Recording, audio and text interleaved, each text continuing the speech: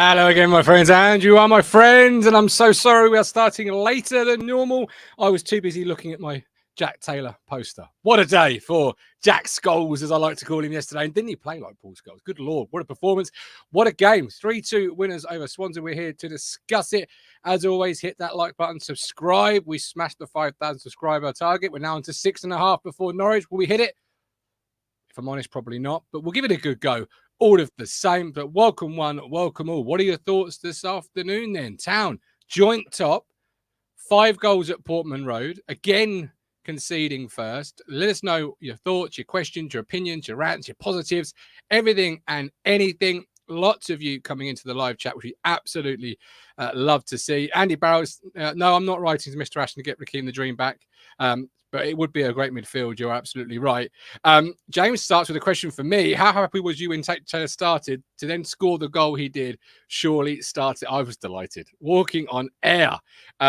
Big chance for Jack, and I think he absolutely grabbed it with both hands. And of course, if Connor Chaplin had sorted his feet out, it could have been also an assist, a beautiful through ball in that first half. I think he was just phenomenal. Easily the man of the match. And I know the sponsored man of the match has sometimes taken some criticism in recent weeks, but I think they got it spot on this week. I really, truly do. But I probably am biased. You know, I've been calling for Jack Taylor since the start of the season. Right, being frank, it's not the right time to grumble. We have to stop giving sides a head start. Absolutely right. Hit the like, hit subscribe while I bring in the wonderful duo.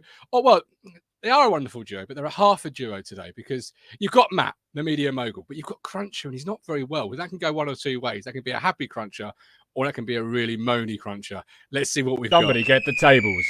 Hard truth are here, delivering the truth that nobody wants to hear. The Cruncher and the media mogul. Oh, are we, gentlemen? Sickness in the camp. Sickness in the camp. But I've climbed off my sick bed. Don't you worry. I'm here. Like the Undertaker. Yeah, I rose up like Tyson Fury, Matt. You did. It's very impressive. You did give a warning yesterday outside the stadium. You weren't feeling very well. Yeah, I've got an apology to make, by the way, to Matt this morning because yes, I shared in the WhatsApp group the UFC results, and I didn't know that you hadn't already watched it. Sorry. It's okay. I'll get over it. But no one mentioned it in the comments because I don't know the other results. UFC's banned on this. This is a football show. Very good though. Sports. Very good though, Matt. Being frank, Ipswich Town wants to know, is it too many beers last night, Rich? Because if it is, he knows the feeling. No, I've been ill since Friday. Susie's ill. She's in bed. I've got her the Lucasade. I've got her the Vicks Vapor Rub. Oh, hot sausage roll. Do people drink Lucasade outside of being ill? Probably not. Go-to drink, is it? Probably not. You need a Lucasade. Here's what they say in it. Get some Lucasade down here. Get some Lucasade in. Yeah, has to be the original. Got to be the original one as well, Matt. Yeah. Daily I'm Thompson. more of a Powerade person. I'm going to be honest. More of a Powerade. The blue flavour. Whatever blue flavour that is. Anyway, why are we late? Yeah. I was looking at my Jack Taylor poster. I was just staring with gaze. You look quite red. Have you been rushed? Yes, just had a shower. I was, truth be told, I was in the bird room this morning. It's breeding season, and I was putting pairs together.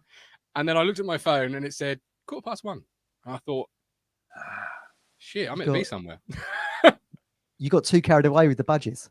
I did. I really did. But we're here to talk about Ipswich Town. Good win for the budgies yesterday, Matt, by the way. Great win. Well, this is the thing we were debating. We want them to be doing quite well when they come to Portman Road because we don't want any new manager bounce on December the 16th. Their new sporting director starts tomorrow. Ben Napper. Ben Napper. It's not Nappers, is it? Yeah, that's what I thought. Is it Nappers? No, he's taking over tomorrow, so we'll see what he's got in store for Mr. Wagner. Probably he's P45.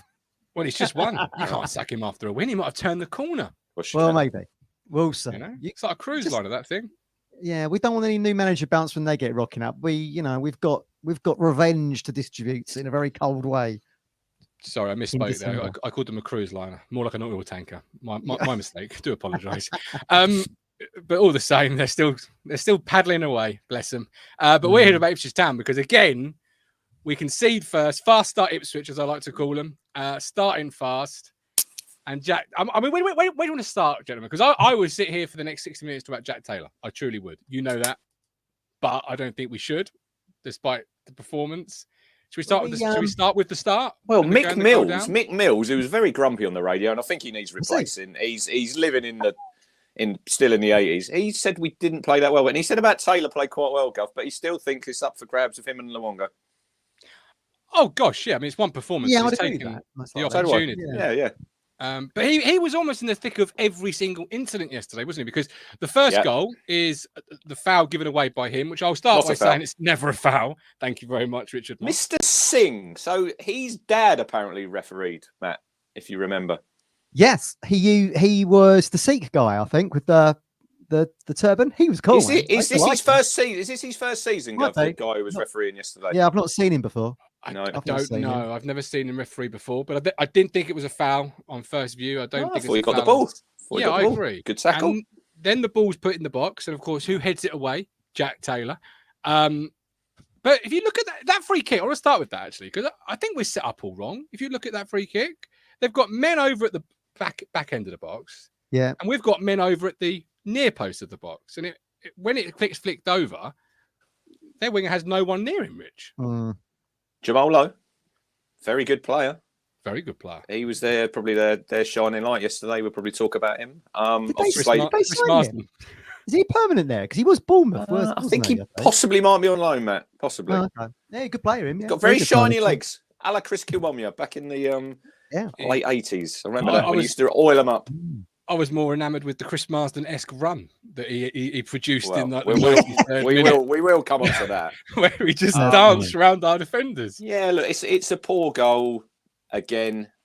He's like, what's from the distance, Gov, to he's crossed it to the guy's heading it in. It's only probably about 4 yards. It's just a little dink, isn't it? Yeah. And why do we keep conceding first? What this is 5 games on the trot now. Oh look, we keep winning games, obviously, all drawing them, all not losing them. But that's not very McKenna-esque, is it? The fight and the bounce like that. But when you're at certain games, you can, when you sense a goal's coming, the way that a team's on top, and they were so much on top that first 10 minutes. And was it a surprise to you two that they scored? Because it wasn't to me. No, probably not. I mean, the downside to this, of course, is McKenna sends them out with a game plan for us to actually put our own blueprint on the match, our own template on the game, and of course that's all ripped up, isn't it, inside 10 minutes again. So I thought we started well. I thought we started bright. We started on the front foot. I thought we were crisp, and we were the better side. I didn't see them scoring first. Did you not? I thought we were awful for 10 minutes. I thought we were really poor. Yeah, I did. I do. I thought we were still in the dressing room. I thought, here we go again. And we used to start so quickly. We used to start so quickly, so positively. Especially at home as well, Matt. Especially at home. Yeah, look, these are minor quibbles based on where we are in the division, but it's just a bit of a worry moving forward. I think 5 on the trot starts to get a bit habitual. Hopefully that's good now that they've got that break and we can sort of wipe that away, hopefully. And then when we come back at West Brom, we start a little better because we don't need it to become an issue, do we? Oh, God, no. You don't want to be having to keep clawing back, to score, to win a game, scoring 2 goals each time. It's just a mountain to climb, isn't it? We have to score 3. We have to score 3 to win a game. Yeah. Well, we keep seeing it at Portman Road, don't we? Like we keep saying. I mean, me and Mike Woods bumped into Rich Chandler yesterday, so went for a beer with him, and he said 3-2. I think it'll be 3-2. He said it's that kind of game. I was hoping it'd be a bit tighter, but it wasn't. He was spot on. Christopher Chandler again, you see. Yeah. Streaky, who really pleasure to meet Streaky after the game yesterday. Thanks for stopping by the statue. He says, give teams an early one, give them a late one, but beat them in between. Yeah, that's the tactic, I think, Streaky. Yeah. The goal is just for me, a defensive setup. You look at that on replay and you think, you all shift one man to the right, you probably don't concede it. But we did. We went behind. And well, what happened? Because Swansea, if you say started brighter than us, didn't give us the goal. Jack Taylor scored an absolute worldie, but then went into a shell, it felt like. I think we did come back into the game a little bit before that. We had the Chaplin, the short corner again, where he fired it over the top. Oh, that was close. And then, well, if you look at Taylor's goal, the lead up to that, they've given the ball away poorly, and they've done that several times in that sort of, 20-minute spell when we could have absolutely run riot there, and we could have easily been, 5-1 up after about 35 minutes. Colin said that Um, post-match. Yeah. Because you look at straight after. I actually missed it straight after we'd scored. Did you two see when the guy passed it back to the keeper and it's flicked? I didn't see it because I was chatting to someone over here and everyone's like, "Way!" Like, and it's literally just gone past the post. And yeah, it did. Yeah, their concentration. You'd probably say that's cost them the game. When you look at it at the cold light of day, it's 3-2 at the end. And did you know, Matt? Yesterday we only had 38% possession in the whole game. Really? I didn't see those stats. Wow. Yeah. So, Well, but Taylor's I like that. Taylor's goal better than the one against Wolves. Yeah, it was a hit. What a hit! Oh, I know. You must have had a good view in your seat. I did. I was right behind it. Must have been, literally right behind it. And I love the ambition of the player because when he gets the ball, he's got one thing in his mind. I'm going to shift this, and I'm going to have a go. And we've had a decade where midfielders seemed allergic to have a shot. Yeah, pass it square.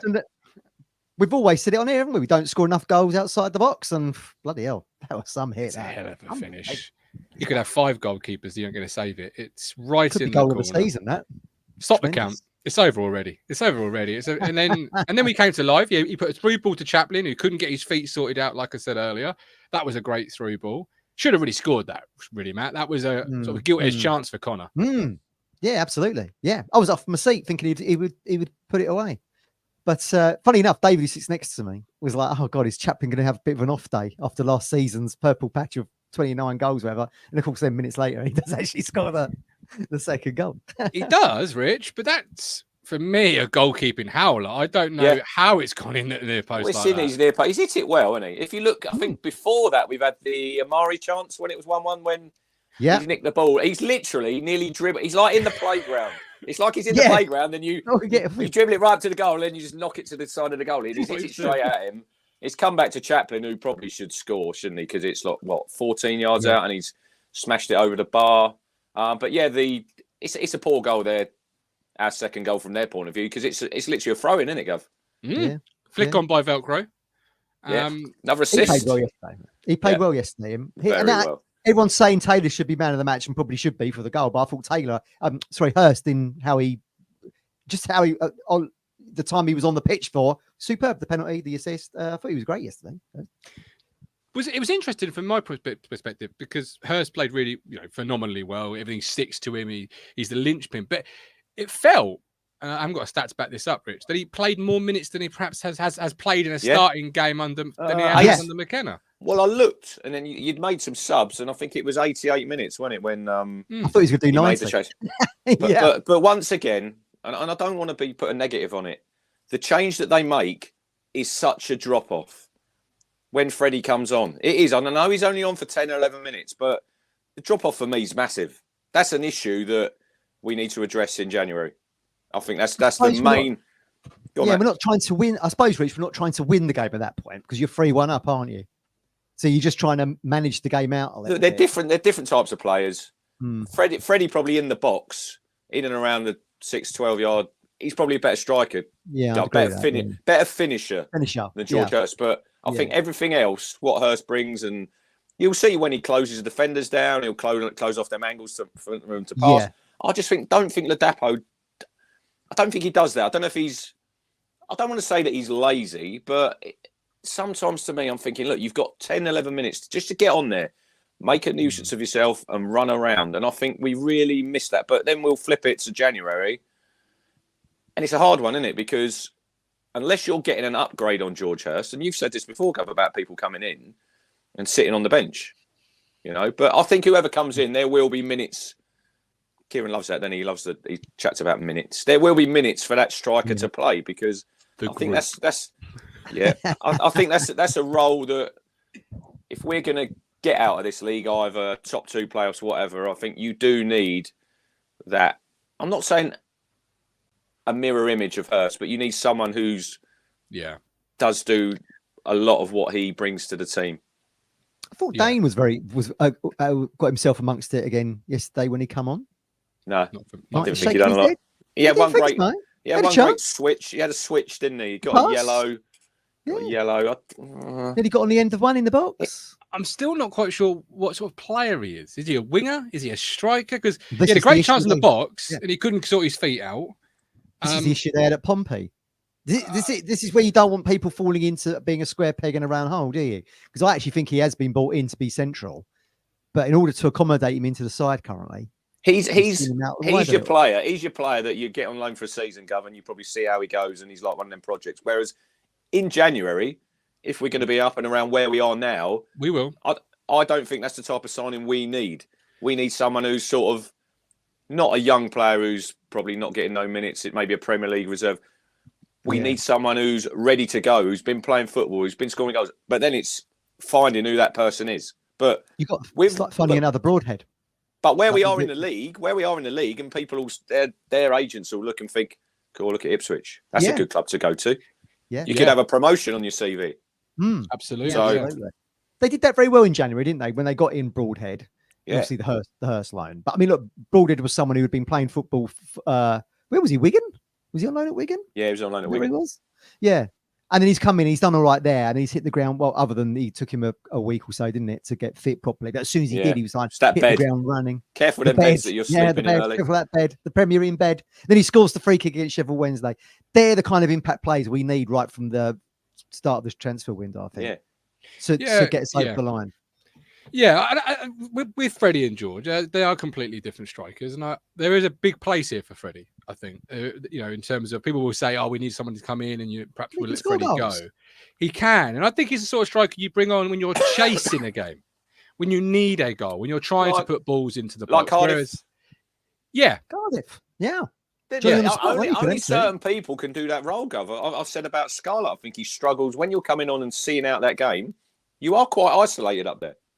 Whereas, you're right, because if you're chasing a game, obviously they're going to be back in numbers defending, but you're going to have more players in support. So, that's a really good point, that is. And that ball falls in the 6-yard box, and there's a few select players at this football club I would put money on. Look at Cardiff. 6-yard box. Yeah. Look at the 2 goals at Cardiff. He got one from the corner when he flicks it in, the other one, it sort of just hits him and goes in from free. But he's there. Yeah, posh away. Yeah. Back to goal, turns and hits it. Whereas when you're in command of a game or winning a game, you do want a George Hurst clone. You want an Alan Lee type striker who's going to be coming on, hustle, bustle, shoulder barge a centre half. Don't let them step into the midfield area to form part of an attack. That's what you need when you. I agree. I mean, maybe that's the answer. Maybe that's the criteria they need for that person who comes in January. Maybe someone who's not quite as good as Hurst, but someone who can come in at those moments. I really liked Hurst yesterday, Matt. It was down sort of our end where you were sitting. I think he's lost the ball, he's lost control, and he's back in his defensive third, and he comes back and he makes a really good tackle in about the right back position. You're thinking, I like that. You're working hard. You're working for the you're working for the team. And that's great to see. I think he was very good yesterday. He's probably my man of the match, but you don't want to take the shine off Taylor, do you? Don't you dare. I don't. Don't you dare. But no, there must be. I'd go as far as say I'd welcome a journeyman striker, somebody who just somebody who's going to come on last 10, 15 minutes and provide the same type of work rate, press, hustle, bustle, like Smith at Sheffield, someone like him. I mean, somebody of that ilk, I guess. Doesn't have to go and be a brand spanking new Mercedes Benz, does it? It can just be a retread, if you like. Luke Varney. Where's Banya? Let's be no, not Keith. Let's not go there. Daniel Bredish, would you guys prefer to bring on someone like Axel in the last 10 minutes instead of Ladapo to maybe go? Me, no, I don't like. We're like Don Ball midweek. Didn't like that sub. Didn't like it one bit. You're inviting pressure then, aren't you? A little bit. I mean, we saw that. Well, but look, the Charlton 4-4. We brought on Keogh. Was it Keogh come on in that game when we were 4-2 up to see the game out, and we had too many defenders in there and invited that. That was a very good finish from Ladapo in that game, by the way. Everyone forgets that because it was 4-4. Remember that shot from the edge of the box? What a turn! Superb. Being frank, I don't want to say Scarlett has been a mistake, but he hasn't impressed me so far. But again, I think he's like Ladapo in the sense of if you're chasing, he's like Birmingham. He was very good when he came on and we were chasing on the front foot, get the ball, beat a fullback, Rich. When you're trying to defend the lead, not necessarily the play you prefer. Is he going to start a game? I don't. We've spoken it before. I don't see it. So he's another one who's going to have his game time limited. So it's hard for someone to make their mark, with supporters because we're very quick to judge people because we see him come in and you see the rap that he comes with. Kieran, the words like best young striker in Europe. Well, no, it's the world, isn't it? The world. The So- universe. And a lot of people are probably thinking, blimey, I know Kieran's he's like a god, but yeah, maybe he does get some things wrong. But look, we hope that Scarlett, I'd love to see him score a goal. Exactly. Somewhere, get a goal, maybe a winner or an equaliser somewhere, and it's an important goal and he's got a point or he's got 3 points. But yeah, in a minute, I don't see him. Would they have that option? Would they have that option in January to send him back? I don't know. You must do, I reckon, because But I agree with normally is Mike there. break clauses, But isn't Amari's a bit different because there's a position there where he's played minutes. I know Wes has been injured, whereas you said there, Gov, what is Scarlett's best position? Is it a 9? Is he a 10? Does he play just off the striker wide? I don't know yet. He's not had Dane's not had that take-off moment yet, has he? Like Amari did when he scores against Southampton, and he's put in some good performances in other games. Dane's not quite had that yet. I mean, I think you're totally right. A goal could change everything for him. Let's hope it's sooner rather than later. Yeah, well, let's absolutely hope so. You never know. Goals change players' confidences, don't it? And There's a big derby game coming up in a few weeks. I mean, what a game that would be to set your town career loan period off with a winner. We do It's need how a things derby happen. day hero. Some things happen like that, Some things are just fateful like that, Yeah, They are. We had a question come in last night, actually. It was from Lewis. He says, "Hi, mate. Hope you're well. Enjoyed the game. Fantastic performance from JT today." Yes, it was. So I just want to read that bit out because the more we can get that in. Of course. Topic for discussion on tomorrow's show. We'll be interested on yours, Crunchers, and he also says you, Matt. Well done. You got mentioned for once. Oh, thank you. Thoughts on Jan as something we're currently debating on Discord. For those that don't know, we have a Discord channel for our members. If that's a member through YouTube or through Ko-Fi, $4.99, cancel at any point.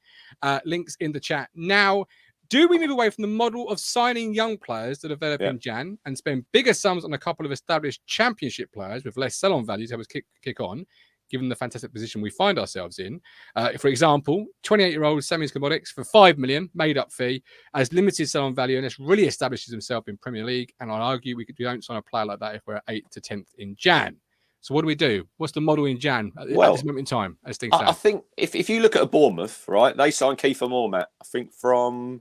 Is it Cardiff? Yes. And I think he got a few goals to get him over the line and they got promoted. So you've made your money there back on him, whatever he does. I did see a few little chat on Smodics on the Discord that he's got obviously family in Colchester. Possibly might be looking to get back this way. He's got 10 goals. He's a good player, good championship player. I think he's top scorer, isn't he, Matt, in the championship at the minute. He's a very good player, him. Yeah. We said that after the Blackburn game against us.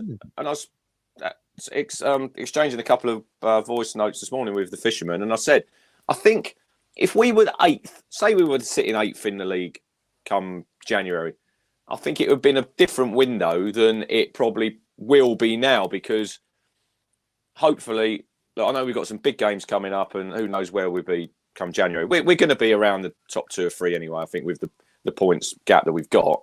But I think the goalpost has moved now, because whereas before, you're probably thinking, yeah, maybe we might. I don't know what Kieran, I don't know what Mark Ashton, I don't know what their ambitions were for the season. I think they will probably know. When Kieran was talking on Friday, and he keeps saying about like these teams that we're playing, and he's trying to play it down a little bit. And I get that, because he's the manager, isn't he, Matt? And he doesn't want to. He's going to keep it on a level field. So I think in January, chances like this, like in 14-15, Gov, you might not have it for another. Well, we haven't had it since then, and I know we're a different. I know we're a different football club now. I get that, and we've got more finances. So hopefully, look, we're going to be up and around challenging in the championship if we don't go up this season. But when the opportunity arises, and it will change the landscape of your football club for years. Look at Luton. Look at Luton. How that's going to change them, and they probably go down. Right? Build a new stadium, Matt. More fans in, more revenue they're making. So this is what we have to look at. We have to look at that. I'm not saying go and spending 20, 30 million, but I think with Ashton, I think with Mark Ashton and Kieran, they'll probably know now who they're looking at and what targets they're going to go for. Yeah, so I think it's a time maybe just to push the boat out, just that little bit more. And look, they'll be backed by the Americans, no doubt. Yeah. Oh God, yeah. This like you say, this don't come along very often. And if we're led to believe, like Hurston and Broadhead were on the radar in August of 22, in order to be signed in January. So look, we're what, 16 games in, so there's 30 to go. We're on 39 points. That's one just to get to 89 points, which is generally historically a promotion top 2 points total. Only 50 points. It's only 1.7 a game. We don't even be in promotion form given the foundation we've got. So I think the model is, well, my own personal feeling is, if you look at where we were in League One last season and they've identified players that they could sign by make a mark in the Championship, I think they'll do exactly the same here, but who can go on the journey into the Premier League. I think you've got to go in with that ambition if you're sitting in second or wherever it might be come January. And we don't need to, like you say, guys said the other week, with the foundation that we've got now, we don't have to be full pelt every week. We've got the buffer to third, and we only need 50 points to get to 89 or 30 matches. Yeah. That tells you how the hell of a start we've got. Yeah. And there's this discussion we had in future shows, should the season pan out the way we all hope, as to what the model should be once you reach the promised land. But to get there, I think you're going to need a Marcus Stewart type signing where you've got good players at the football club already, like David Johnson.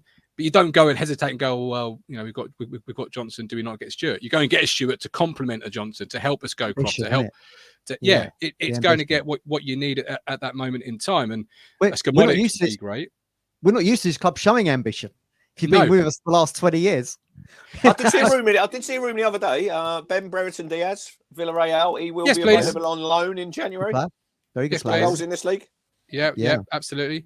But you mentioned Bournemouth. It's funny because obviously the year they went up before, they brought in Kenwyne Jones on loan, didn't they? Another established striker who knew when the net was, and I think he scored actually in the 2-2 at Portman Road from a corner. I think it was his signing that took them over the financial fair play threshold.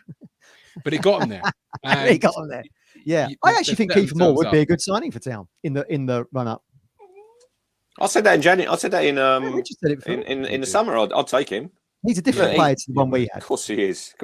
Westminster Wanderers, is Leon Best available?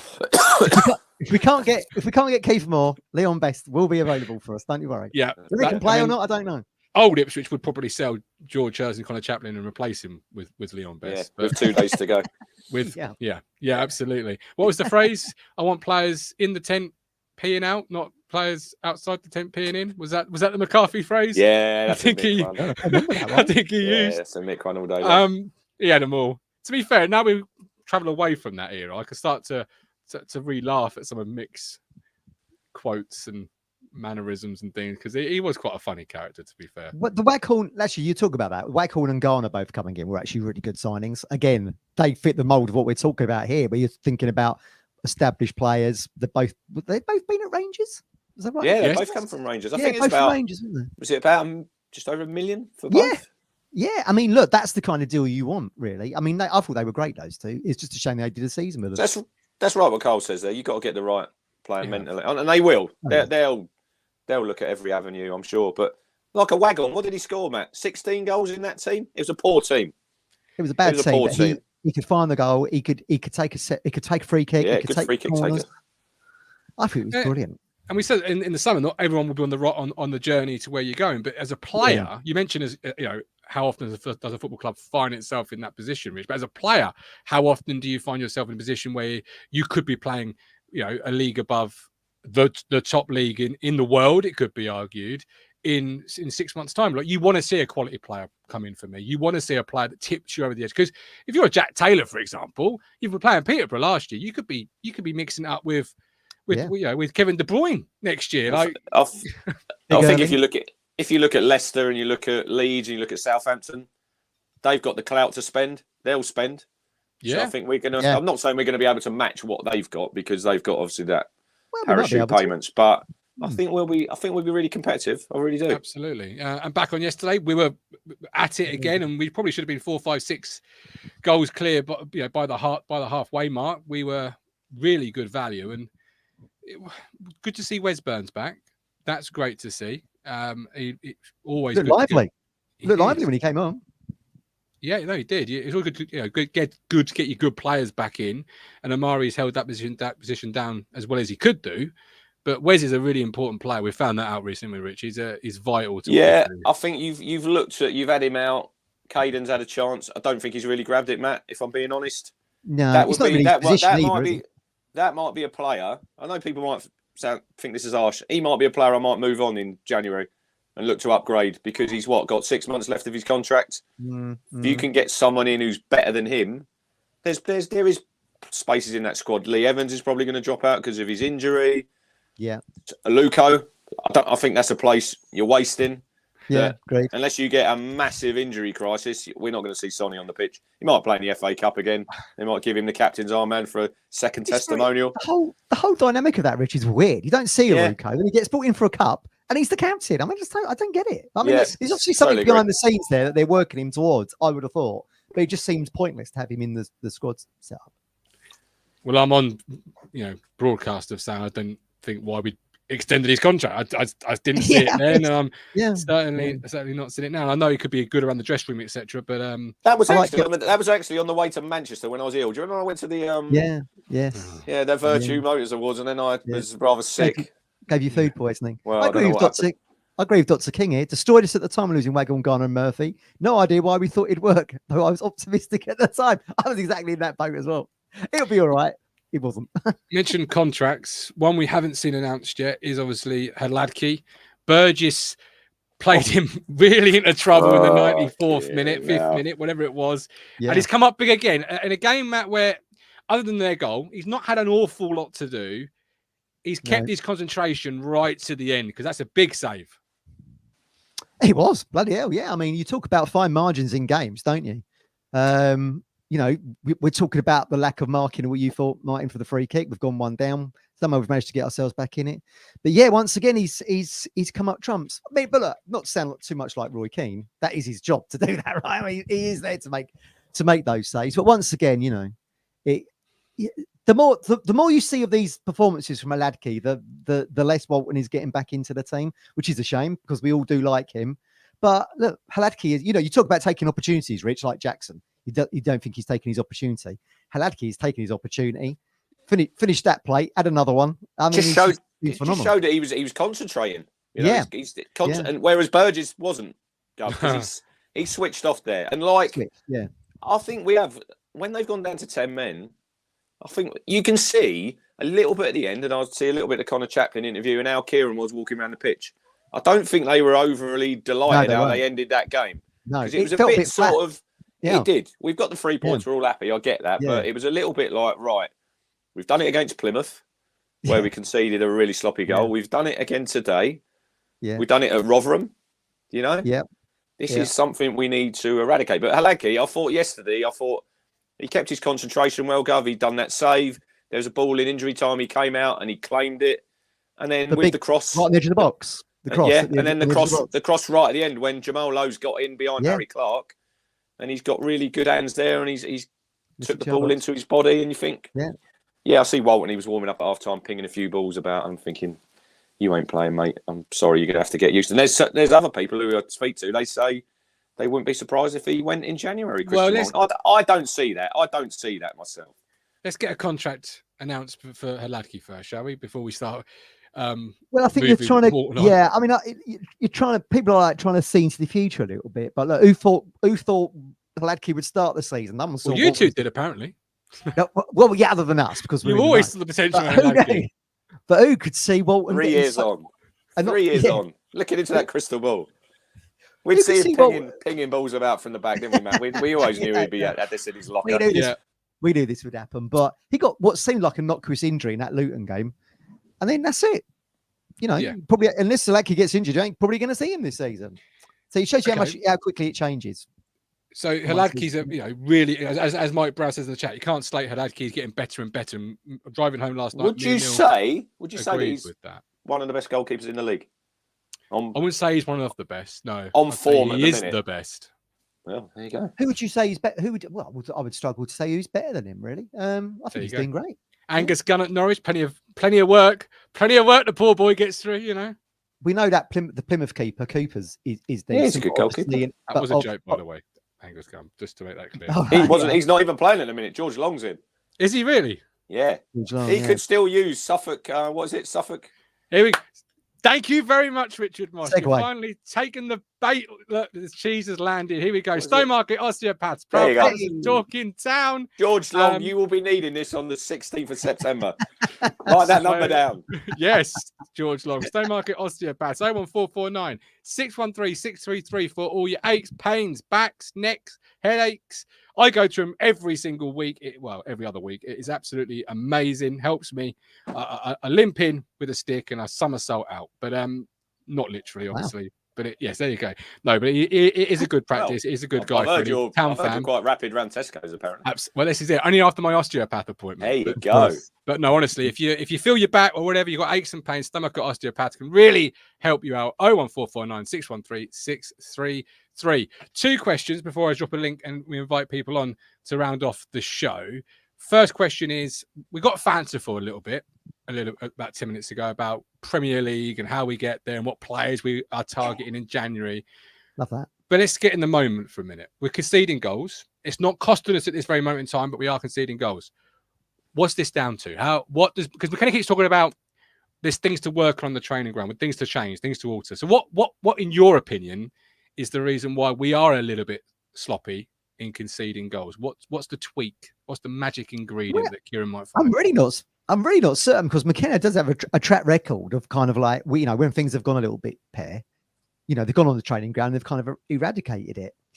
I mean, I don't know. Is it a concentration thing? I don't know. I mean, certainly we're not starting games strongly if you're conceding, first of all, and we're not ending them strongly because we keep conceding at the end, as you rightly say, Rich. So, I mean, look, we've historically, Ipswich have always conceded goals at the end, haven't they? Do you remember, like the Roy Keane era, we went through a period of matches, didn't we? Where we kept conceding in the 90s. A lot of late goals in it. Oh my lord, I remember that. Sheffield United away, 3-3. Yeah, that's 3-3. Yeah, that's the one I'm thinking of. Is that the one Matt Richards handled the ball in the air for the penalty? I think so. Yeah. Was that the season when we didn't win till December and we beat Derby at home? It was like we had loads of draws, didn't we? I think Watford at home was another game. 1-0 up, and they scored literally the last kick of the game. Yeah. So I mean, look, Ipswich have always had a bit of a habit of doing this. But I mean, the manner of the goal yesterday, Jamal's low goal, it was ludicrous. I mean, it was like a training ground goal, wasn't it? You've dribbled around some cones, Chris Martin. You've just got a free shot goal. Nothing that he can do about that, because sometimes your keeper's only as good as what his defence is, and it was really poor. And again, we've put ourselves under pressure. And I think you're right, Rich, when you say, like, I was waiting for the players to go round into the North Stand and do the usual thing with the cameras. And it did feel like, it felt like we hadn't won the game. It just felt a little bit flat, and Kieran wasn't really like he has been in recent times. It's only work on the training ground, but I do think, it's a concentration thing. Yeah, I can't put it down to anything else. I can't put it down to anything else. I think if I look at yesterday and I look at the Plymouth game at home, Matt, I think we've switched off and thought we've done the job. It's like, we're 3-1 up, The goal yesterday, look, Jamal Lowe, if you're looking at it as an individual goal, is quite a good goal. If you're looking at it from Town's point of view, it's horrendous. Clark's got lost a little bit. He's dribbled inside Wolf. I think Clark needs to do more to get back there and give his mate a bit of a hand, if I'm honest. Then he dribbles around the goalie and pops it away. I think in the end, I said to Mike this morning, I think in the end, it'll be Twanzebe will come in. I don't know who he comes in for. I think that's where they're heading, centre half wise. I think so. Kieran's now Burgess is going away, isn't he, in January? But neither himself yesterday. If you look at the Jamal Lowe goal, Wolfenden doesn't do enough. And then if you look at the chance that Burgess gives to, I think that was Jamal Lowe as well, wasn't it, Gov, when he sort of went to back pass it and sort of shanked it. It's just the minor details, isn't it? Because we're scoring. I think they said we are averaging a goal every 40 minutes in the league. So we scored 36 goals. And I do keep saying we can't keep scoring 3 goals to win a game. Well, we do. But sooner or later, this is going to bite us at home. Well, Zero has pointed out Rotherham. We considered, last minute. So that bit us. Is it a case of not giving the opposition? Well, I'm sure. I don't think this is the case, Grace. I'm just going to throw this out there. Are we not giving the opposition enough respect when they come into Portman Road? Like Tyson Fury against Ngannou. No one could see Ngannou laying a glove on him. Suddenly he's on his backside. Suddenly we find ourselves 1 down inside 7 minutes or whatever it was. Is it we're throwing caution to the wind a little bit? We know we can score 2 goals against these, even if we go 1 down. I think it just doesn't seem as tight as what it was. Is it a system thing? In the sense of our strongest asset, or one of our strongest assets, is Leaf Davis. But to unleash the Leaf, you have to sometimes say, we're going to be a bit open. I was looking, right. Do you remember Kevin Ellis used to play for Town back in the... So he does some really good stuff on Twitter, and he put up Burgess' heat map yesterday. Mainly playing at left back. That's mainly where he is. That drags Wolfenden over. That drags Harry Clark over, you know, and that is how we play. And like he said, it ain't going to change, so we just need to get used to it, right? Mm-hmm. And if you look at Harry Clark and you look at Brandon Williams, I think Brandon Williams is that next level player up, where Harry Clark's a good player, Brandon Williams is a Premier League player. Now, Wolfenden and Burgess, they're good Championship players at the minute. Axel Tuanzebe, he's played in the Premier League and he's played in the Champions League. So this is where... Yeah. Hasn't been one night in Napoli, wasn't it? He started for Man United against PSG. Yeah. So no one's mentioned one night in Napoli. So this is where I think in the end he comes in, and we got to look at the fixes through into December. We're going to some Leeds away, Leicester at home, Middlesbrough away. You've got to defend properly against these teams. You know, all these teams have got players that hurt you. If you switch off for just that minor second, moment, you know, and you only have to look at Leeds, what they've done to us, Gov, when they come down to Portman Road in that 10, 15-minute spell, bang, bang, bang, 3 goals. You know, so it's just these little things. We don't want to sit here and be doom and gloom because bloody hell, we got 39 points from 16 games. Yeah, exactly. Leicester, everyone's crowing about Leicester had the best start ever to the Championship life. Well, newsflash, Leicester have lost 3 games. Yeah. Town have lost 1 game. You look at the cost of Leicester's squad, look at the cost of Leeds' squad, look at the cost of Southampton's squad, and then look at Town. Yep. I think you're right about that. And McKenna does mention that and reference it in the dress. He said in the dressing room in the interview yesterday, he said people were a little bit flat in the dressing room because of how we'd maybe finished the game off. So, I mean, look, we can sit here and say it's fantastic, but I think even the players are looking at how they've ended that game. Just quickly, do you think we can use that, Matt, knowing that we haven't spent as much money as all these other teams? Do you think they can use that in the dressing room? Yeah, I'm sure. Yeah. But I think probably... I mean, that's certainly like an underdog status thing, isn't it? But I would imagine McKenna and Pert and Ashton, when they're around the thing, are saying we're just as good as these. You know, we've done a third of the season already, and look where we are. I think they probably see themselves as being on par with those. Certainly, the points tally is saying that. I was going to say, I think that what Rich said there about, you know, defensive options and things, with games coming thick and fast in December, I think they'll use that congestion of fixtures to actually rotate around. I mean, we know we're going to lose Burgess in January anyway, so you will see Tuanzebe and Wolfenden, or maybe Tuanzebe and Burgess, or whatever combination you see, because of the amount of games that come thick and fast. I wouldn't be surprised if you see Tuanzebe at West Brom, because Burgess is off to the 2 Australian games. Yeah, there's one in Melbourne, and then I think he's playing in, is it Kuwait? Kuwait, yeah, that's a lot of travel. And Luongo, did Luongo? Yeah, that's on the Tuesday, I think, that game, Matt. So obviously the game finishes. They're probably not going to be back to Town till the Thursday. Then you've got the game on the Saturday. I'd be surprised if Tuanzebe doesn't play that game and partners Wolfenden. Yeah, I agree with that, and I think they'll probably use the week to work on that as a partnership. And you're not being negative by pointing it out, Rich. You know, McKenna keeps saying we'll look to use these things to improve. So if he wants to look to improve, then as fans, we can also say, hey, how do you improve that situation? Because, you know, you're not perfect, are you? You're never perfect. You always want to try and strive to be better. And it's a scary thought, because as Streaky says, I keep looking at the table and all I can do is smile and laugh. Ridiculous. And if we can get better than this, I know. I mean, what a 30 games. What 30 games we've still got to come. Pinch me. Look, it would be really amiss for us to sit up here, and I want to cover it very quickly, very briefly, because there's lots of people in the 3-word reviews, in the Facebook story, in the Facebook, Instagram, Twitter, and in the chat asking what's happening in regards to Brandon Williams. I'm going to make this very short, very sharp, and very clear. I've got absolutely no idea.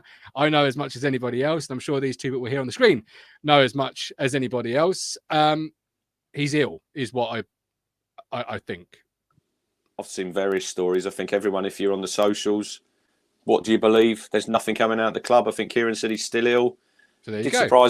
Did surprise me a little bit that he was sub on Tuesday at Rotherham and then he wasn't on the bench yesterday. But that's not unheard of under McKenna. No. That's not like, oh my God. What I will say is if you read, there's a really good piece on The Athletic, Dan on the cricket show shared with me, and it was when he was at United, and I think his mum runs a chip shop somewhere in Man U.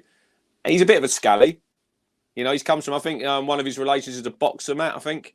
Nice. He's got boxed. So Mm. he's different breed than people down in Suffolk. So, but look, just keep your fingers crossed that he's not done anything that he shouldn't have done, and he'll be on that pitch at West Brom. He's from. He's from. I was told he's from Moston, which is the home of the Moston Rats, one of the United ultra groups. So he's from that area. So he's done fantastic, and he to come out of that kind of area and go and play for Manchester United. And in what he's doing with us. Oh look, McKenna did reference in the interview yesterday. We hope he's poorly, and we'll hope to have him back Monday. So hope to have him back Monday. We don't want him disappearing, do we? No, absolutely not. There's plenty of stuff going on out there. Well, I think look, Ashton and McKenna, and they'll deal with it. And if anything's happened that's out of line, they will deal with it in the correct way. Absolutely, yeah. But I thought it'd be a miss for Talking Town, a platform that's for the fans, by the fans, to not actually talk about. And also, let's hope he don't go back, because Archie got his shirt yesterday, and I got Williams on the back of it. Oh, you didn't, man. He's a loan player. Never fall in love with a loan player. Get invested in the loan players. We said it. Selena syndrome. The Selena syndrome. No, you love Brandon. Insert the gif where one slaps their forehead. Oh no. Before we bring anyone in mind, I just want to quickly say, I don't know if we've got this scheduled up, how wonderful that Memorial Garden looked yesterday. Haven't been yet. Look, if you go on AD Croucher's Facebook, he got some pictures. I think him and Colin had gone down when it was opened. They did a little ceremony down there. And I know Colin put some flowers down for his dad. And then when we was all walking back to the station, AD got some shots of it, at night time with it all lit up.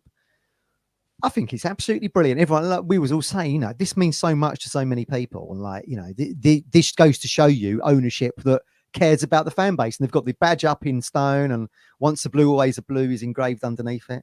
It's great. It would have been my dad's birthday on the Coventry game, so I might go and put something down there for that one. So are you able to go there and have your own? Yeah, it's open, yeah.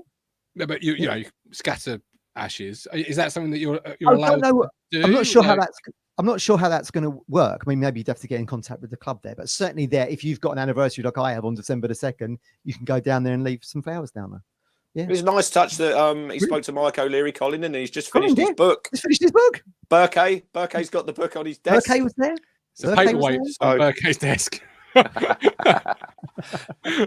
Colin's done over two. Colin done another. Oh, Tim Brown came to the statue yesterday. He was sending one to the States on Colin's behalf. So I mean, great stuff selling. Done over $2,000. Tim's a great lad. Didn't want no press ups. Did he? Done by anybody yesterday? I was waiting for it, or maybe some sit ups or something. But no, he took the book and off he went. Knuckles. That Tim, right? Yeah. Fair enough. Everyone, so that's the Brandon Williams stuff out of the way. I tell you what I thought you were going before I bring in some people, and we'll try and bring in people we didn't see on the post game show yesterday first. If we get to the people that were afterwards, then I will, of course. But I was just really enjoying the Norwich City Carrow Road falling down chant. How does that song go then? Carrow Road is falling down. Is it David? Wagner is in clown. Dealers here for 10 more years. Ipswich boys are on the biz. I just thought 10 minutes was magic hearing that. Right. Just a quick one before people come in. What did you two think to the atmosphere yesterday? Because I see a few people on the socials having a bit of a moan about it, and I thought I quote tweeted saying, just remember, right, not that long ago, we had about 14,000 in the stadium, and it was like a ghost town. Yeah, it was. Let's not go there. I thought the atmosphere is great. They're saying about blue action are a little bit out of the way. They should be in the centre of the North Stand, which they're not going to be. And they even said that they wouldn't want people having to move their season tickets because you're not going to. So I thought the atmosphere was fine. It was, look, the last 10 minutes, everyone was a bit nervous. It was nerve-wracking, wasn't it? And the 9 minutes injury time and all that thing. Yeah. Absolutely. I thought it was fun.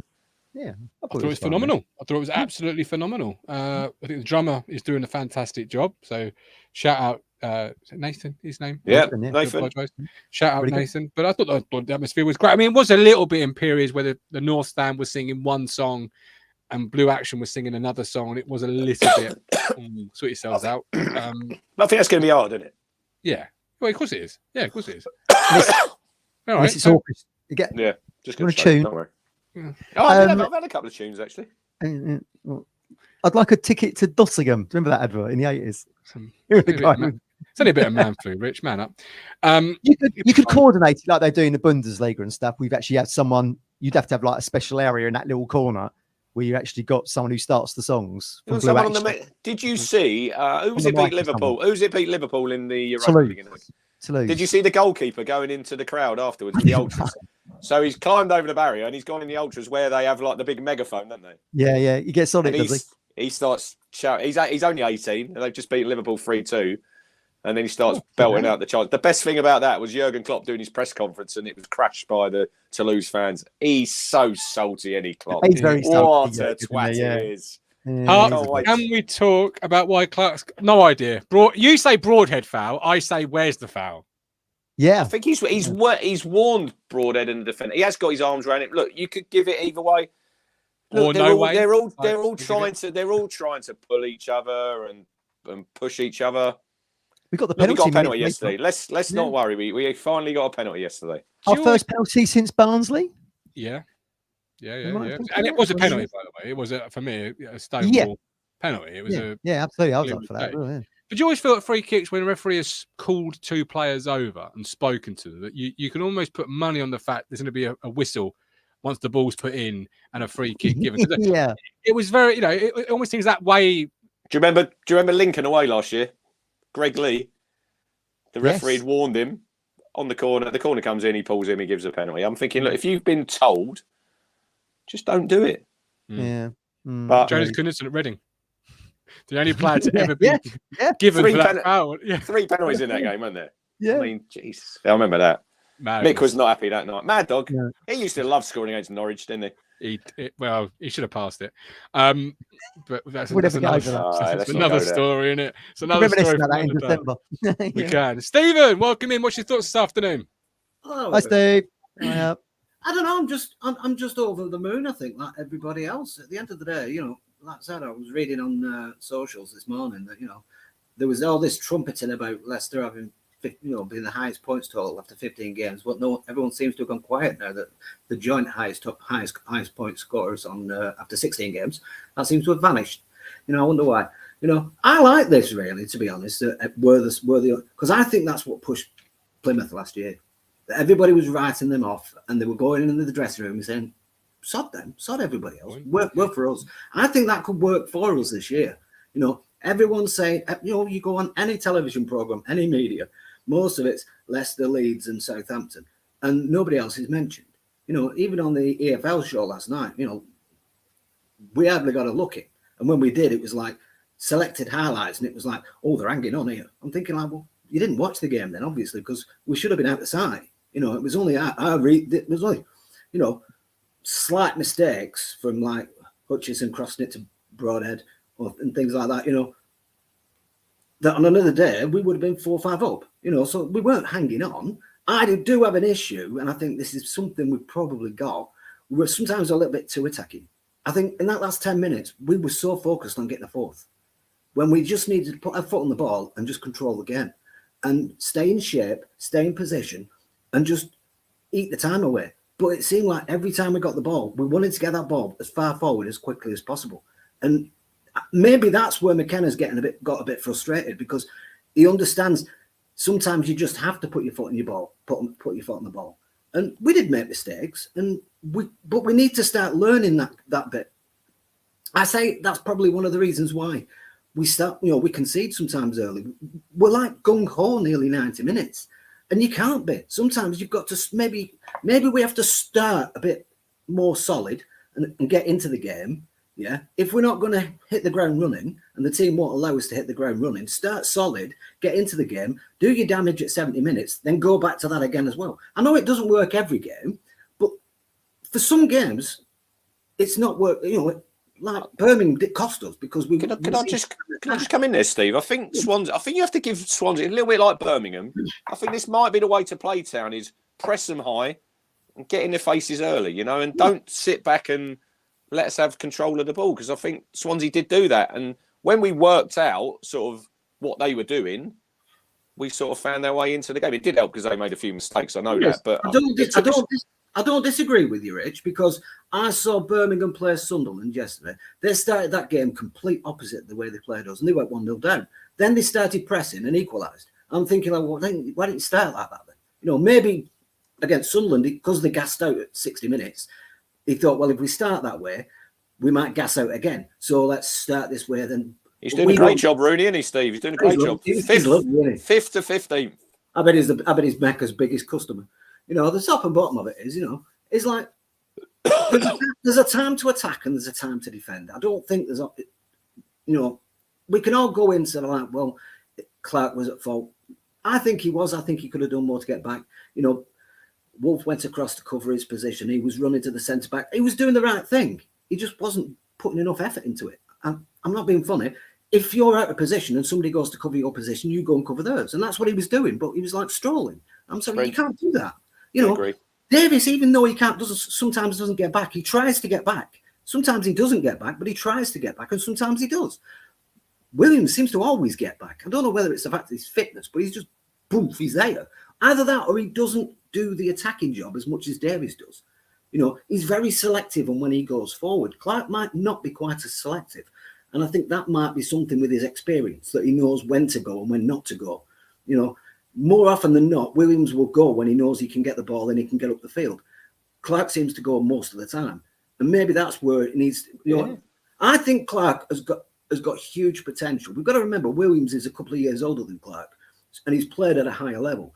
And I think Clark has got a lot of potential, but I think he's for that position, that really, you know, we have to move around and cover for Leif Davis. I don't think he's quite there yet. I think he needs a bit more time, and I think he'll get there. But I just think I think playing second fiddle to Williams wouldn't be a bad thing, because then he's drip fed into learning. He's learning off Williams to see, well, this is what you do and when you do it. And I've got no complaints at all with the way we're playing. You know, like I said, if all we need is roughly 1 point per game now for the end of the season, and we're the historical average for the playoffs. So if anybody would have offered me that at the start of the season, I said, damn right, I'll take that. I was on 8th. You're on money there, Steve. I agree. I was on 8th, 12th at the start of the season. Yeah. But regarding buying players, I was one of those people that said, well, you know, I don't think we'll spend a lot. And I'm still not moving away from that yet, because I don't know. Top and bottom, they're down to budgets. We'll all sit there and go, you know, we want to spend for Smodic. I'd take him in a heartbeat if the price is right. I don't think the price will be right. I think Blackburn will want at least 10 million for him. We won't pay him. Yeah, agree. You know, we won't. You know, Ilias Church, I think you could get him for a steal from QPR. He'll want out. But I've heard Leeds are after him, so that probably rules us out. You know, but there's a lot of moving parts with transfers. I think we could spend 10 to 15 million on 3 or 4 players. I think that would probably be our maximum ceiling right now. You know, that's just based on the position we're in. And I do think we could have a couple of older players with a bit more experience. Like I said, if we can get Smodic for 5, I'd take that now. I doubt we will. All right. But that's my opinion. Perfect as always. Look after yourself, my man. I like that. If you have Schemonics for 5, he would take Nigel Rio Coker, someone like him in the midfield, bit of experience. Jeez Louise. I think Steve made some good points there regarding Clark and the Williams dynamic. I mean, throwing the context of the end of the game yesterday, maybe Town were pressing too hard to get a fourth against 10 men. And then, of course, Swansea 3-1 down. They could throw caution to the wind a bit, I suppose. And that's what did make it nervous for us in the end. George would like me to read his comment out. So, George, I'm going to. It says Swansea, one of the worst teams to visit Portman Road, according to George. Frank, do you agree with that? Swansea, one of the worst teams to visit Portman Road, says George. I admire a lot of George's sentiments normally, but that I don't really agree with. Possibly defensively. I mean, there was that 10 minutes, wasn't there, when they were completely under the caution and seemed to lose the plot. But take that aside.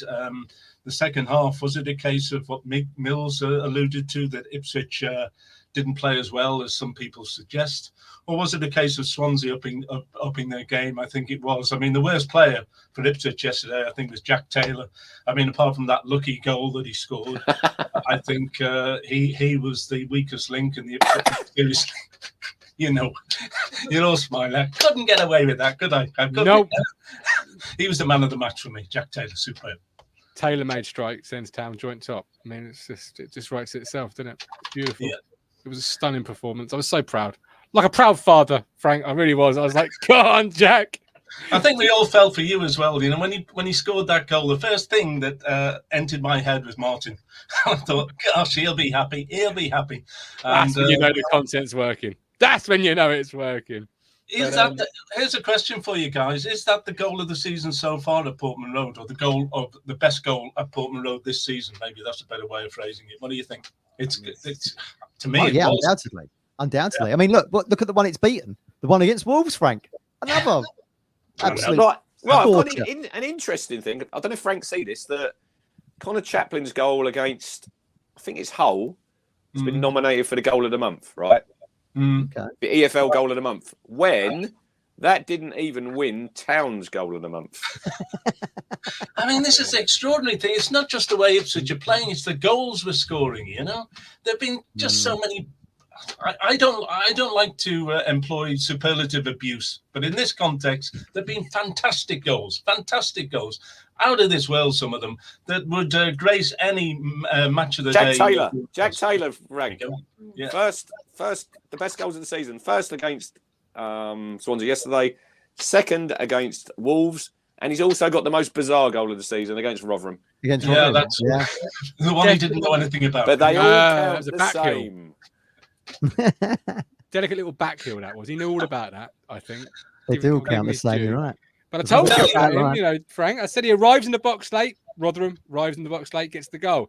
I said he can shoot outside, from outside the area. Yesterday, he can pick a pass. He's really going to start growing, I think, as the season now unfolds. And it was really good to see him take the opportunity, I guess, yesterday, Frank.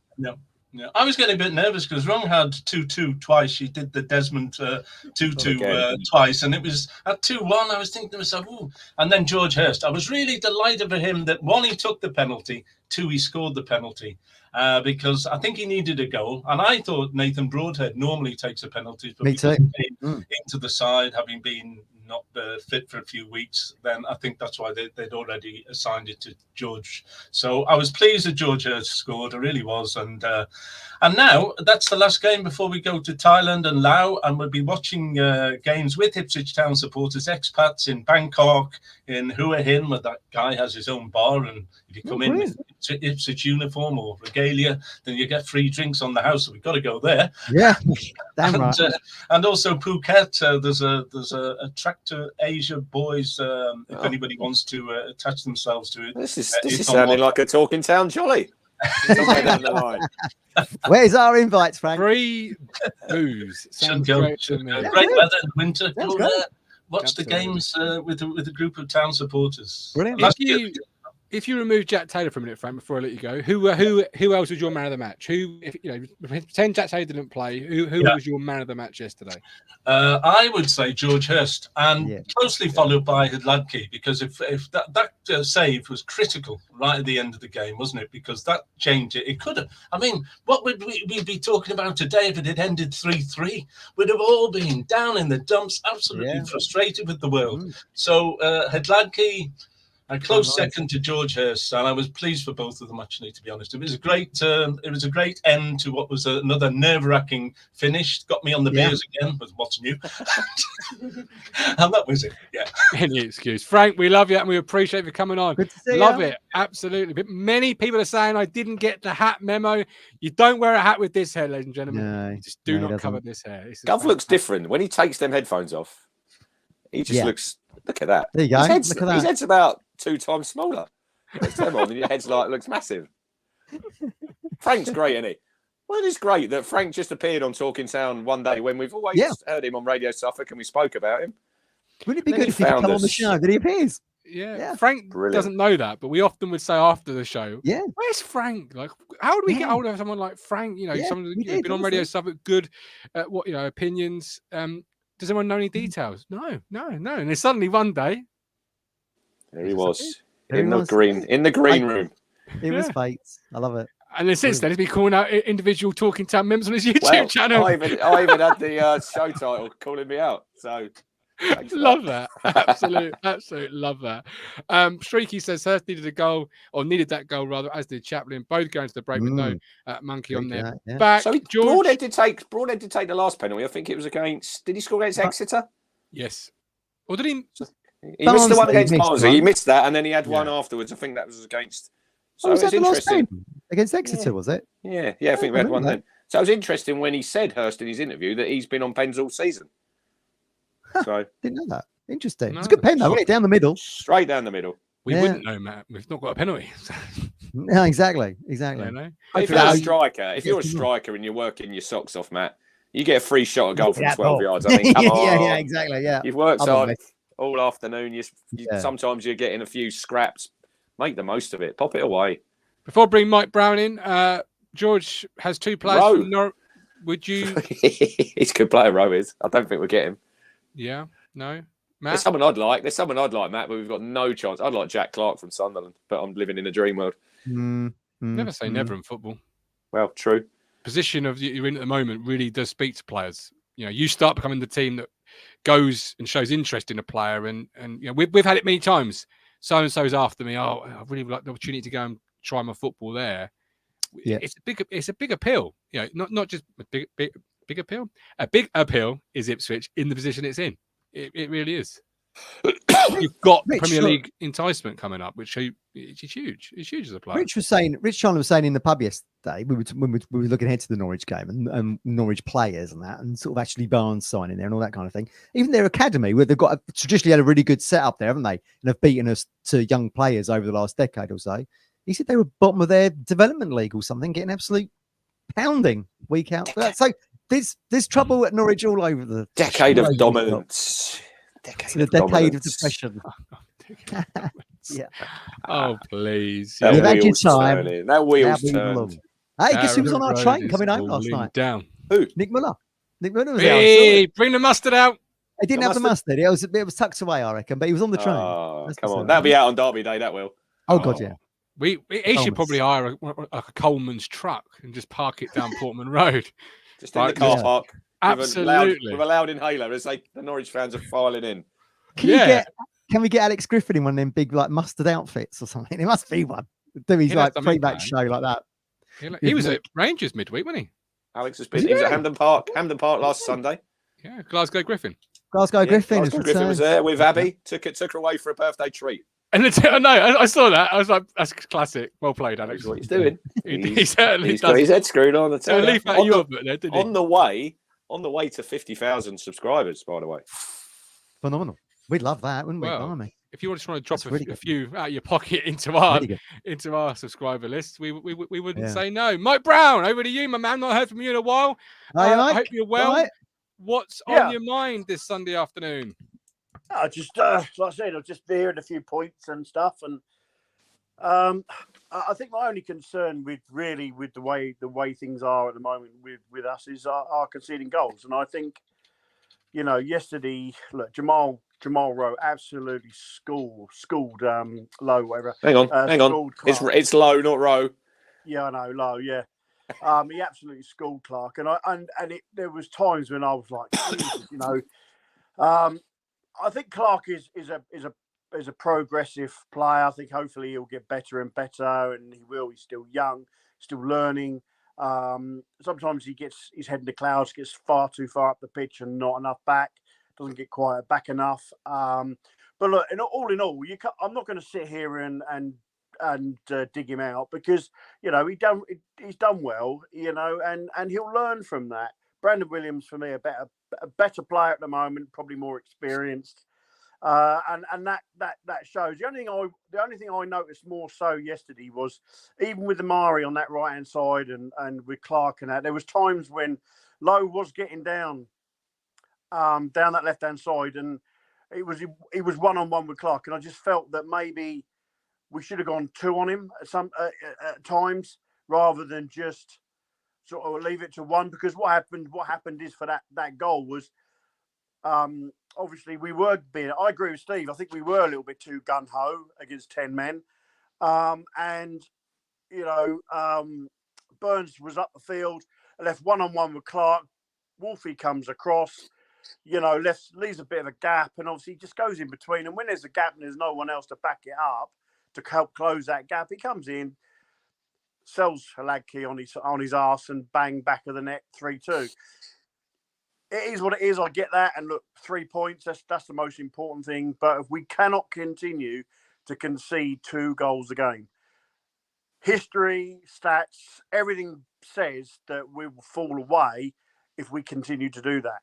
It's not just us, other teams that have done this in the past, you know, and I think it's down to the players to realise, you know, to listen to the manager because he's doing a good job. There's times when to be gun-ho and there's times when not to be gun-ho. You can be gun-ho at 5-0 up.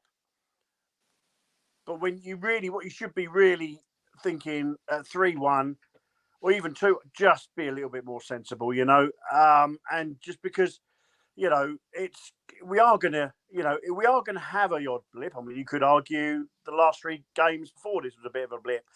You know, we lost to Fulham and then we drew 2 games. But if that was a blip, I think before, you know, if that's our blip, I'll take it. But in the meantime, let's.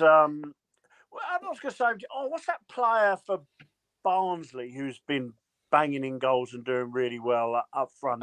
Cole. Yeah, would you? Somebody mentioned that to me yesterday. Would you take him as a Hurst type of player? Because apparently he does the same role. Not a bad player. Andy Cole's kid, isn't it? Yeah, he's not bad. Yeah, you know, I'm just kind of throwing it out there because you know. Obviously, Dominic Telford's not available now, so here you go, Mike. Here you go, Mike. And there's Norwich Drinnen.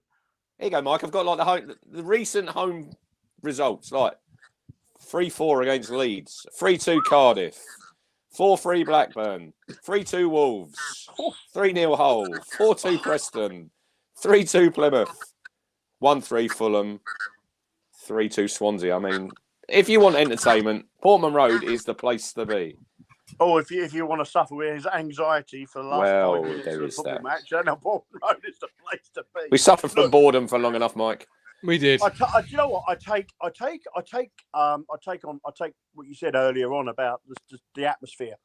I think there was a lot of nervousness.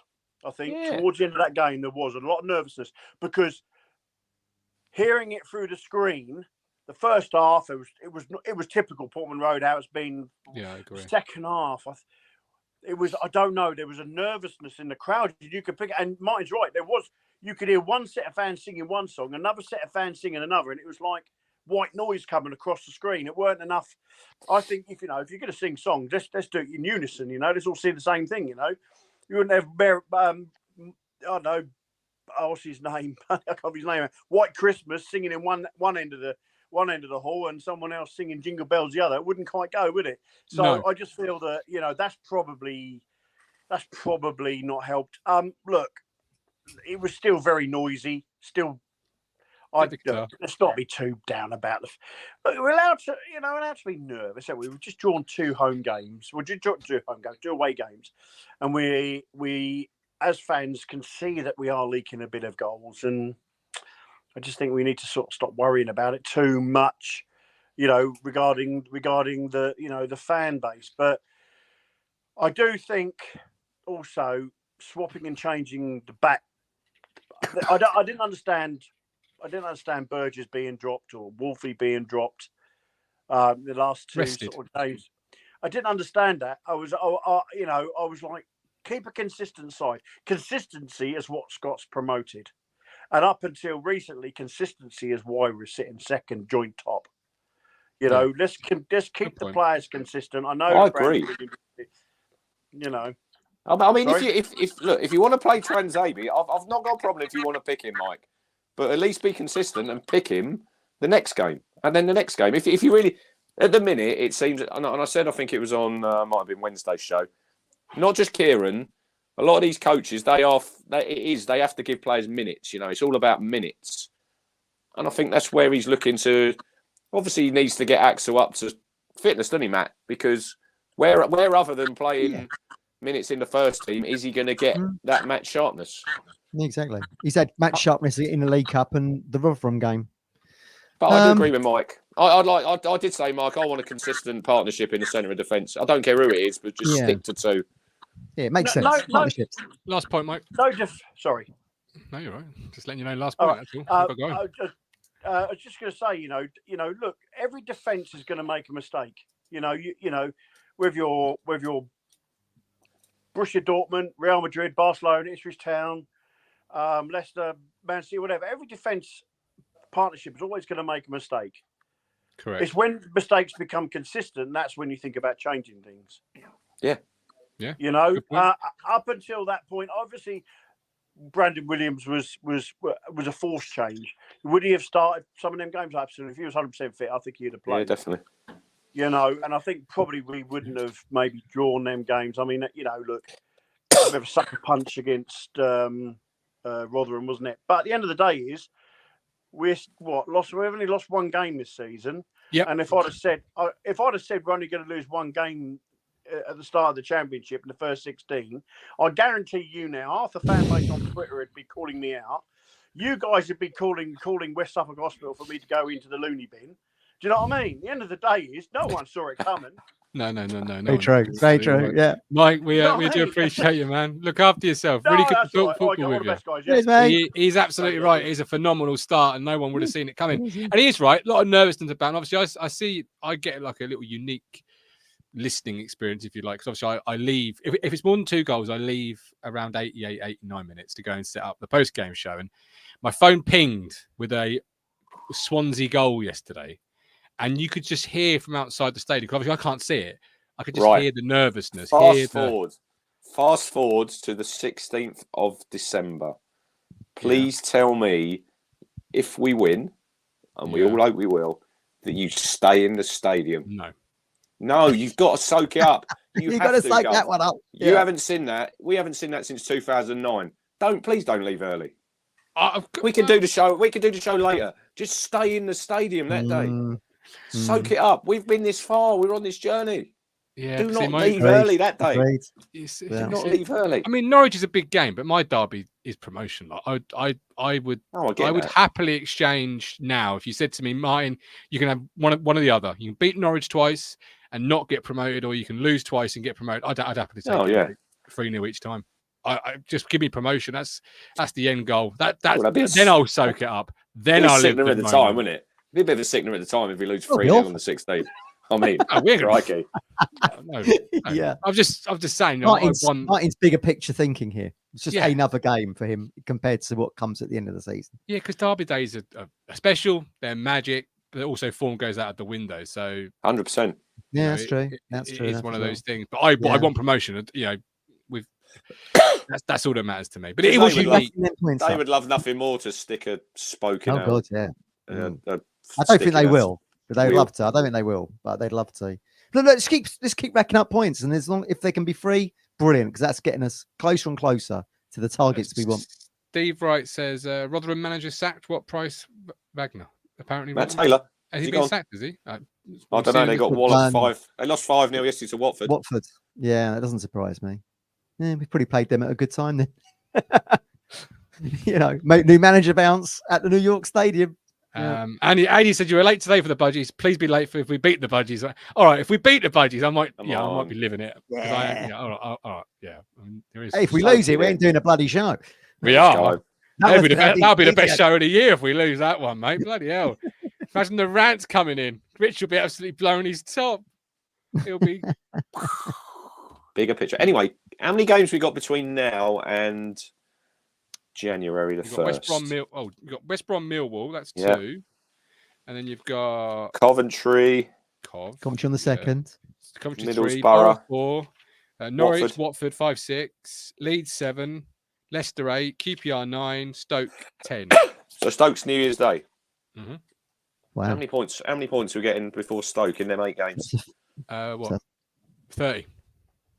That's 30 points. It's 27, then up to Stoke would be the 27 game.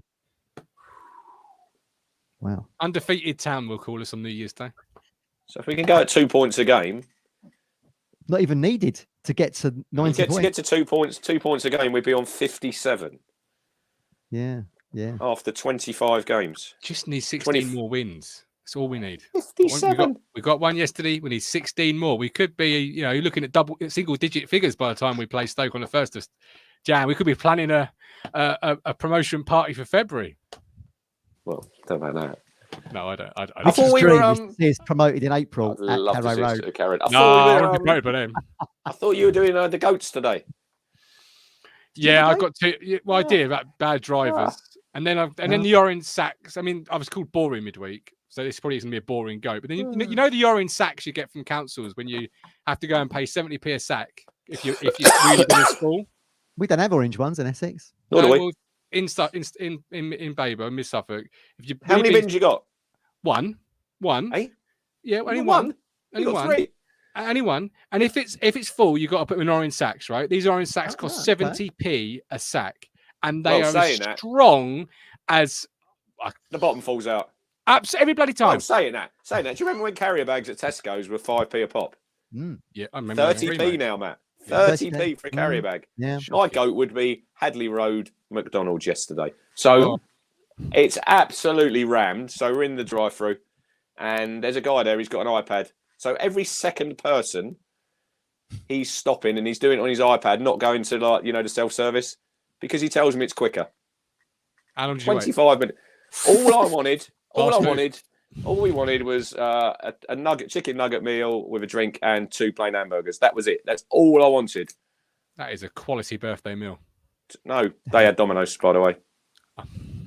So 25 minutes, just sat there. I'm thinking, fast food. Let me get to the window. There must be about 6 people standing in there. Not a lot of action going on. Why don't you just go in? Yeah, could you go and sit in there and order it and then take it It's away? rammed. Yeah, but it's rammed because you have to. But then you have to go to them bloody the screens. Oh yeah. Saying that, I went in when I went to Bristol City, and this Bristol City fan did tell me this is the worst KFC in England. Oh my lord, There'll that be a was new McDonald's soon, though, won't there? absolute chaos At Copdock, so perhaps you'll be able to go there instead. Well, look, everywhere I get that now around town, and it's all great for them because the football club are doing well. So Yeah, but back to my sacks, 70p, right? And you've got to use 2 or 3 per one. That's like £1.60. It's ridiculous. It's like £2.40. Where do you get the sacks? Where do you get the sacks from? Only selected retailers. Oh, blimey. And when you go in, then you go, can I have 10 orange sacks? So what do you have in your bin? Well, budgie. What goes? Shit. No, but you said you've got 1 bin. Oh yeah, 1 bin, 1 family-sized bin. What goes in there? Well, all your normal stuff. Do you have a recycling? Where does that go? Where does that go? That goes in the recycle. I don't understand the question. Sorry. Well, you told me you got 1 bin. No, I've got 2 bins. One for. Hang on. He told us you got 1 there for a minute. Sorry, I thought you meant just for general. You got a gardening bin. You got a gardening bin. No, £80 a year for a gardening bin. Have a We've day got off. 3: black, blue, and green. I pay councils enough money. 80p a sack, Matt. I keep them in business for a year every month. Hang on. How often do they empty your bin? Every fortnight. Yeah, fortnight. Do you know how much budgies go to the loo? There might be small animals, mate. But I'll tell you one thing. They'll be shitting themselves on the 16th. Oh, there is no doubt. Round full circle. There we go. We've come back round. Right. Thank you for watching. It's been a brilliant show. Sorry to Phil and Colin who couldn't get on. I may be doing a show tomorrow night. If I am, I will get you on tomorrow. But for now, the book has been closed. The tailor-made strike that sent Town joint top is in the history books. Another block of games in the books. Absolutely beautiful. And then we come back after the international break. We'll be here next Sunday. We come back afterwards, and the real meat of the season starts Saturday, Wednesday. People saying Wednesday. It's the no break after 4 or 5 games. It's a real you're into it. That's when the fireworks can start. Leeds at 12:30 on the 23rd. Oh, fucking hell. Anyway, my boss says yes. My boss he's said I could have the time. Oh, come on, I'll be there. That's what we need in our lives. I'll right be there at Ellen Road. The man from Del Monte. All the best. Cruncher, Richard Moss. Come on, the Blues. The Gov. Talking Town, the platform for fans, by fans. Like, subscribe, support us on Ko-Fi, $4.99. And I'll see you hopefully tomorrow, if not next Sunday. Adios, my friends. You make me smile when I think of you. If I get down or when I am blue, I can't get enough. You make me happy, I feel so fine. Oh, how I wish that you were mine. I can't get enough.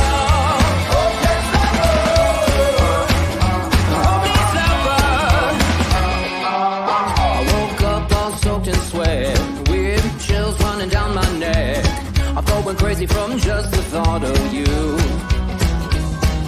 A long